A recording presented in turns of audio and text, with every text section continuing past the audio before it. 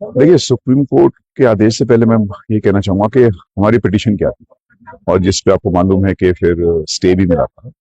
हमारी petition 3 angle से हम लोगों ने मतलब सुप्रीम कोर्ट को में एंटर किया था। अ, आप मालूम ही है कि एक बहुत लंबे समय से यहाँ एक पिटीशन पेंडिंग थी माननीय उच्च न्यायालय में हिमाचल प्रदेश के, जिसमें ये कहा गया कि जो भी सरकारी जमीन और फॉरेस्ट की जमीन पर इंक्रोचमेंट है, वो उस पर केस चल रहा था, और समय समय पर उसमें अलग अलग डिसीजन आ रहे थे। और अचानक एक डिसीजन ये आया कि वो जो जितने भी सेब लगे हैं, और खासकर उस वक्त पूरे फल के साथ लेडन थे, उनको काट दिया जाए। तो हमने तुरंत उसको अपील किया और वो स्टे मिल गया था। अभी फाइनल ऑर्डर आया है और उसमें हाई कोर्ट के पूरे ऑर्डर को खारिज कर दिया। अब इसका मतलब क्या है, और हमारी अपील को अलाउ किया गया। हमने क्या अपील की थी? हमने 3 एंगल से हम लोग एंटर किए थे सुप्रीम कोर्ट में। पहला एंगल था इकोलॉजी, दूसरा ज्योग्राफी, और तीसरा था लाइवलीहुड।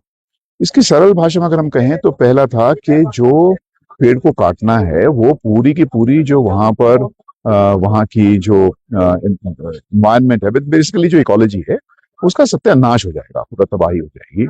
और दूसरा था कि इसको हिमाचल में आपको ज्योग्राफिकली भी देखना पड़ेगा कि किस जगह पर ज्यादा वनरेबिलिटी है, कैसे है, कहाँ पर लाइवलीहुड का क्वेश्चन है, और कहाँ पर घर है, कहाँ पर लोगों के रोजगार के साथ जुड़ा हुआ है। तो तीसरा इसमें था लाइवलीहुड। अब लाइवलीहुड का मतलब क्या है?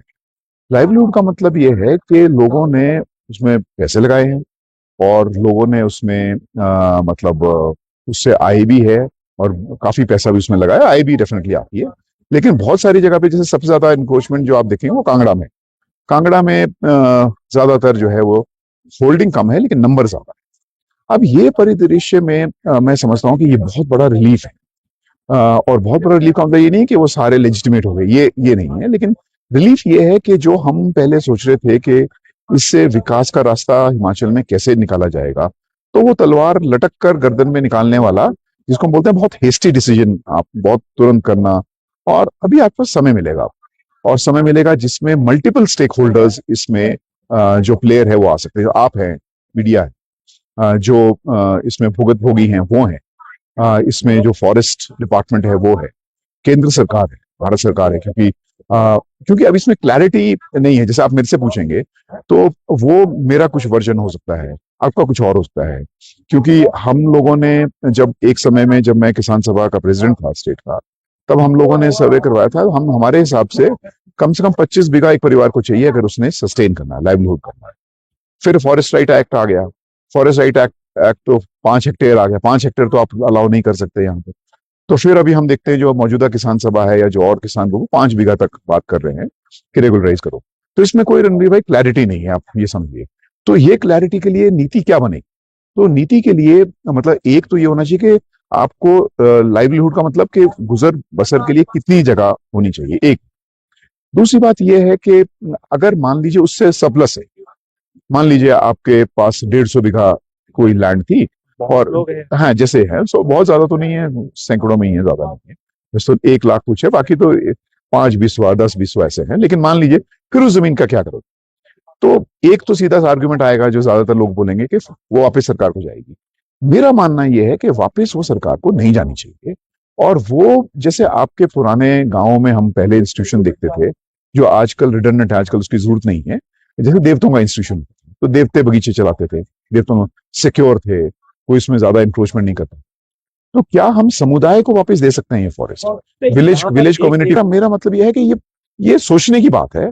और ये बहुत सारे देशों में, मुल्कों में ये काम होता है कि जहां पर कम्युनिटी राइट्स जो है स्टैब्लिश किए जाएं, और कम्युनिटी को वो दे दिया जाए। नहीं तो क्या होगा, जैसे मैं मीडिया को बता रहा हूँ, पिछले 3 साल में हजारों हेक्टेयर भूमि जो है फॉरेस्ट की, वो ट्रांसफर हुई है बड़े प्रोजेक्ट्स के लिए।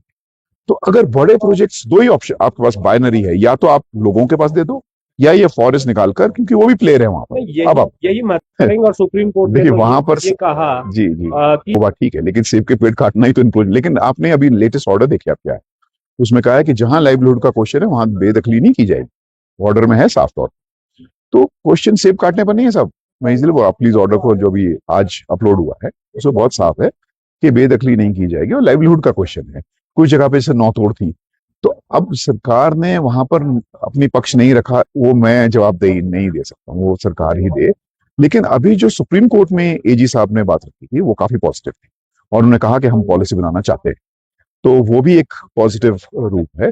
लेकिन क्वेश्चन ये है ना, उनके पॉलिसी से नहीं होगा, पॉलिसी आप हम सबको शामिल इसमें होना पड़ेगा।